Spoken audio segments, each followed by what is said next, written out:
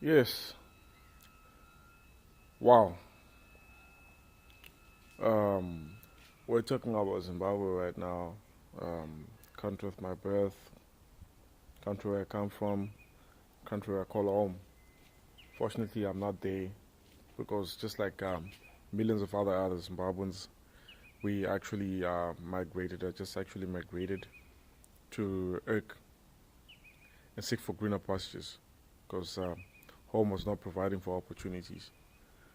Now, we were of the hope that all this was going to change after Robert Mugabe fell, but obviously, clearly, something is coming out and is coming out in the right senses and at the right time and at the right moment with the right flesh and right things that truly Mugabe was not the problem. This whole system was. The whole system was, especially his lieutenants. His lieutenants are the ones running the show now, and it seems as if the wheel of the bandwagon have gone off. Okay?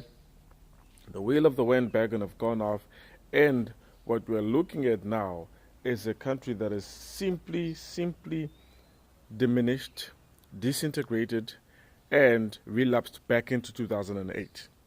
So what does this mean? This means that prices are going up at an exponential rate, number one.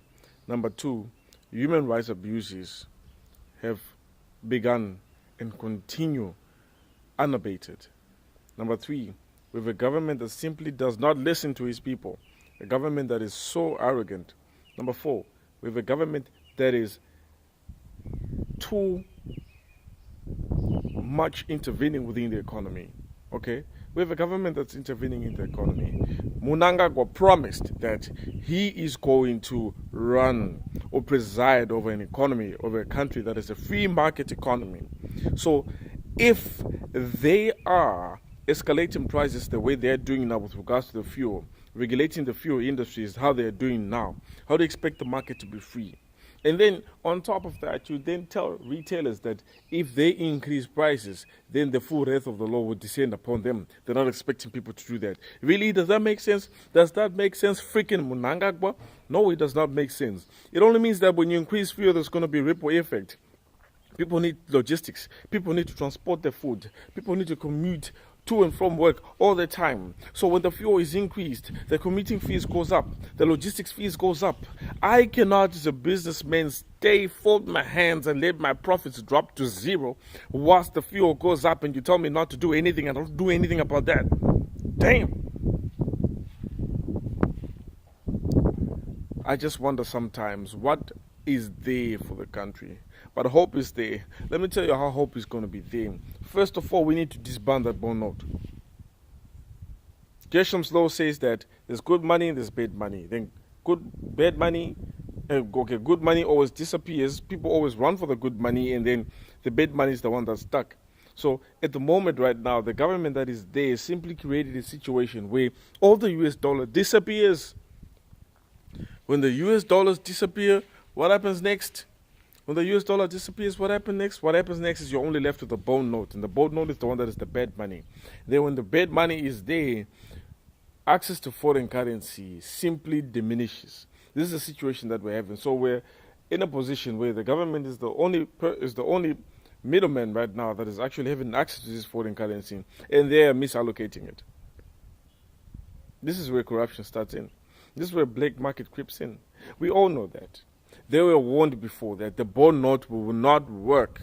They did not listen. Why? Because they're just simply too arrogant. Too damn arrogant. Number two, you need to make sure that the human rights are respected. You cannot go into people's homes and barge into people's homes and they start beating them up and taking them up as if they're, a bunch of cattle stuck in a crow. No. You cannot go about beating about people or expressing their frustrations because people have been pushed to the edge. You've done everything left, right, and center to put people on the edge. It is normal for them to react because you hold accountability to them. But instead of holding accountability to them, what do? You threaten them. This is a fucked up government. 3, the only thing you need to do as a ZANU-PF government is engage. Engage dialogue, because clearly the situation for you is overwhelming. You cannot run the show alone. That's a fact. If you think you can run the show alone, then let's look at the next 5 years or the next 4 years that are coming. How we're going to end up being like. We suck as a country. Sometimes I even feel ashamed to just mention that I'm a Zimbabwe, but I do. But I do it with utmost humility, not with pride. Okay? Because such a beautiful country has just been turned into a mess. The drainage in town don't even drain. Bloody potholes everywhere. Okay? No electricity, no water for 1 week, 2 weeks. What the fuck is that? Yeah? So we're really we're really calling upon the government to get their act right. Get your act right, engage. Just engage every stakeholder there. Opposition, business, church, civic groups, unions. Engage. Swallow your pride. You cannot run this show alone. Idi, Chiwenga, SANU-PF. You cannot. You are incapable.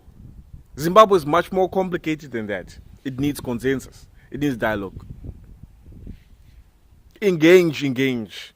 If you don't, then you're as much as a fool that I thought. You said it. The voice of the people is the voice of God. Heed to the call. The people are saying engage. The people are saying we're done suffering. The people are saying we need our lives back. We cannot be having 2008 back again. Near. We cannot go back. We cannot go back to history. We should learn from it, not repeat the same mistakes. Ciao.